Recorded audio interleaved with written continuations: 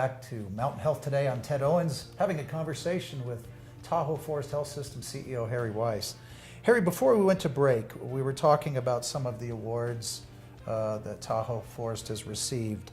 If you would take this opportunity and share with the folks at home what your philosophy is on awards. Thank you. That's a great question, and it's something really important that I want to share. Our focus really is on excellence in all that we do, and we have been able to achieve many accolades or many awards, but that isn't about us. Every one of our employees and our physicians, our focus is on the patient and how can we honor them with great care. And so when we do receive an accolade or an award, that is simply a thank you back to our community for the privilege of serving them. Tahoe Forest Health Systems had a long history of engagement with the public, and I know that that's high on your list as well. For example, with Measure C, there was a great deal of output, I think around 7 or 8 months of community involvement. I meant outreach, but community involvement, right. And learning what the community was thinking, which is quite a large amount of time. I also know that the hospital has performed community health needs assessment studies about every 3 years, and that shows you how a community is changing in terms of its needs, and it's a benchmark to know if you're actually addressing those through services. Right. Fair? Correct. And so having several months of patient surveys, community surveys rather, to look at different programs that are needed and to really gel down what are the most important services that the community wants. We were able to do that.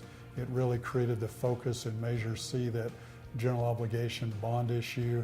And then about every 3 years, as you shared, we do a community needs assessment, and that provides a lot of clarity as well. We gather data from various counties and other local sources to really understand what's working well in healthcare and what are challenges in healthcare, and then we try to put action plans in place in our community. And I'm going to come back to that.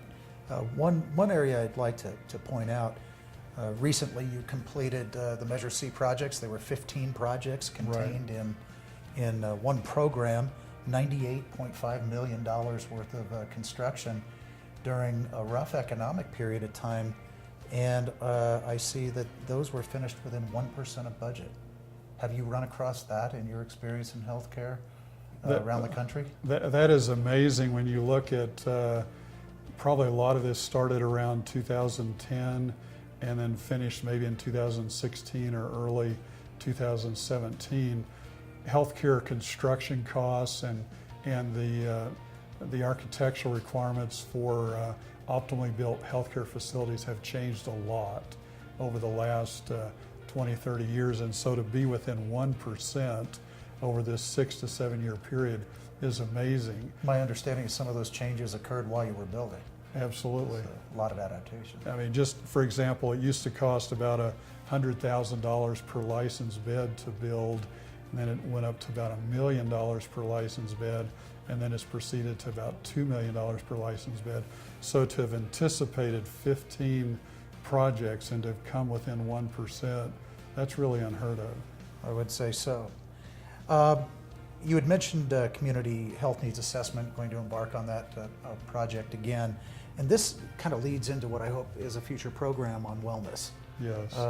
And describe for the folks at home what a wellness program essentially is.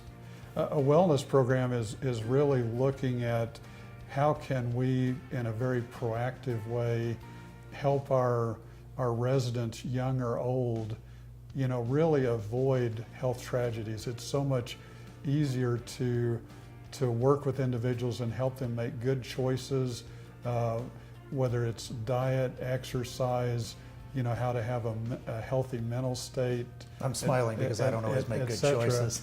And so we have a very comprehensive program, and it'll probably be hard to even just fit all that into one program, but we'd really like to share how we are engaged, probably with more than 50 organizations within our community, to really make sure that the health status of residents in our community, young or old, are on a journey of making better choices about all aspects of their life, which will just have profound positive dividends But over it's time. important to note that this is pushing out into community population health, Absolutely. not in the walls of the hospital. Right. This is taking care of issues so you don't have to go.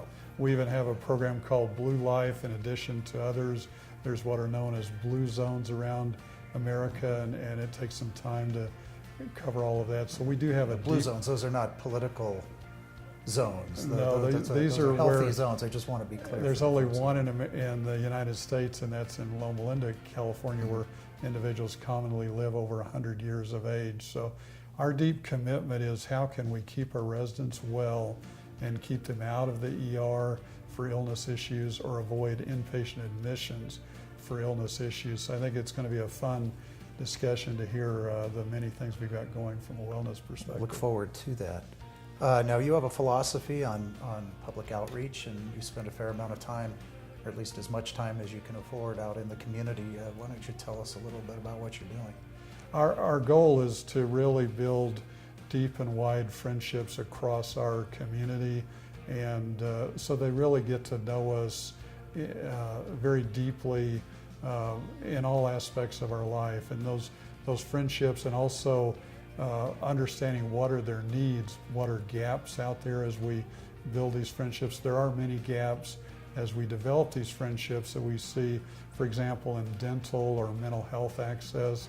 So there's many dividends of having friendships out there, and we want them to be able to call on us formally or informally, whether they have a need or not. So we are here for the community 24/7. We're that very rare, precious resource that is here 24/7 for all residents, regardless of the ability to pay.